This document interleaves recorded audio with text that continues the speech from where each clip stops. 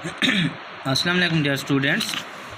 आज का जो हमारा टॉपिक है वो है डिज़ास्टर मैनेजमेंट प्रैक्टिसेस।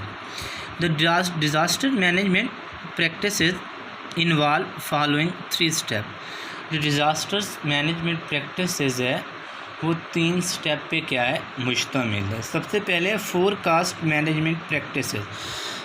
सबसे पहला जो काम हमें करना चाहिए वो पेशीन गोई करनी चाहिए। कुदरती आफात आने से पहले हमें लोगों को बताना चाहिए कि इस चीज़ के वकूअ पज़ीर होने के चांसेस हैं। अर्थक्वेक के अलावा बाकी जितनी भी कुदरती आफात हैं उनकी पेशीन गोई क्या है, मुमकिन है। मिसाल के तौर पर साइक्लोन्स है, उनकी पेशीन गोई मुमकिन है। इसके बाद हम फ्लड देखें, फ्लड है उसकी पेशीन गोई क्या है, मुमकिन है। हमें लोगों को ये कुदरती आफात के वकूअ पज़ीर होने से पहले बताना चाहिए और उसके बाद प्रैक्टिसेस करनी चाहिए ऐसी कि इनकी रोकथाम के लिए भी इक़दामात उठाए जा सकें, इनको तदारुक भी किया जा सके। These involve prediction and all such pre measures that में help to keep the damages at minimum level. इसमें प्रेडिक्शन इन्वॉल्व है और वो तमाम स्टेप्स इन्वॉल्व हैं जिससे नुकसानात को हम कम से कम कर सकते हैं।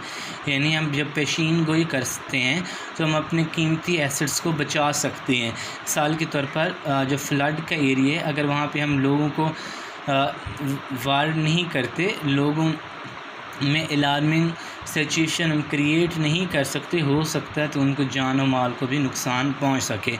तो ये सब कुछ करके हम नुकसानात को मिनिमम लेवल तक लेके आ सकते हैं।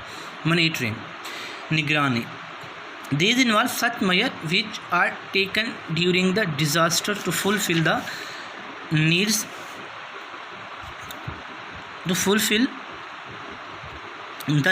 And reduce the problem of effective. इसके बाद हमें निगरानी करनी चाहिए। जब क्या हो जाए, कुदरती आफत वकूअ पज़ीर होने के बाद हमें निगरानी करनी चाहिए, मॉनिटरिंग करनी चाहिए। किन लोगों की? वो लोग जो इससे इफ़ेक्टिव हैं, जो मुतासर हुए हैं, उनकी इज़्ज़त नफ्स का ख्याल करना चाहिए, उनकी निगरानी करनी चाहिए, उनको खाना प्रोवाइड करना चाहिए, उनको शेल्टर प्रोवाइड करना चाहिए और वो तमाम स्टेप्स उठाने चाहिए जो उनकी बेसिक नीड्स के लिए क्या हैं, ज़रूरी हैं। Rehabilitation and recovery. इसके बाद है rehabilitation. These involves post disaster measures. इसमें आमतौर पर पोस्ट डिज़ास्टर मेजर्स है और कुदरती आफात के बाद हमने क्या करना है वो चीज़ें इसमें शामिल, which are taken to speedy rehabilitation and recovery. इसके बाद लोगों की आबादकारी के लिए भी हमें क्या करने चाहिए, आबादकारी और बहाली के लिए भी हमें काम करने चाहिए, रिहेबिलिटेशन एंड रिकवरी के लिए भी काम करना चाहिए। क्योंकि लोग जो क्या होते हैं, आम तौर पर वो गरीब होते हैं, वो पुअर होते हैं, उनके पास इतने रिसोर्सेज नहीं होते कि वो अपने से खुद से क्या कर सकें, चीज़ों को मैनेज कर सकें।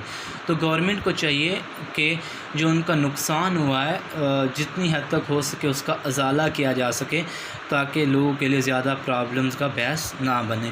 क्योंकि मोस्टली जो लोग होते हैं वो हमारे कंट्री में आमतौर मोस्टली जो लोग हैं वो गरीब हैं, या बहुत सारे लोग ऐसे हैं जो ख़तरे गुर्बत से भी क्या है, नीचे हैं।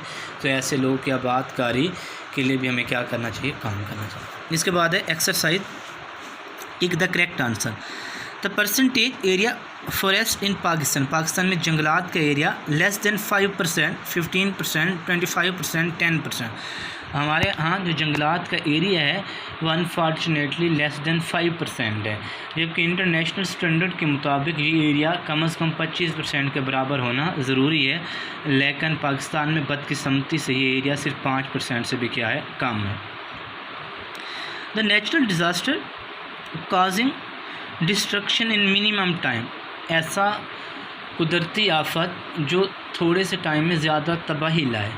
Cyclone, forest fire, earthquake.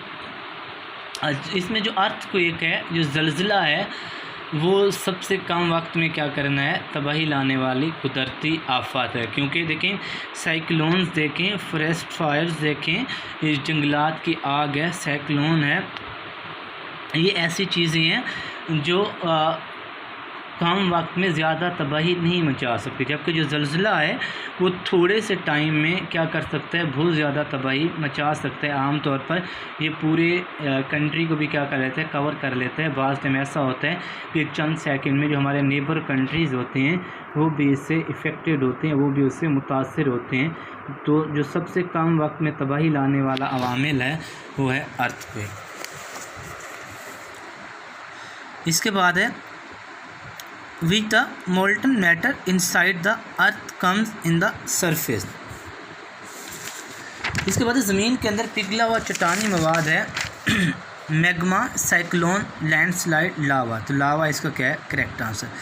The percentage of land under arid and semi arid conditions इन पाकिस्तान। पाकिस्तान में सहराई या नीम सहराई मौसमी कैफ ज़मीन जो है वो सहराई या नीम सहराई मौसमी कैफियत का शिकार जो ज़मीन है वो कितने परसेंट है, 20%, 60%, 40%, 80%।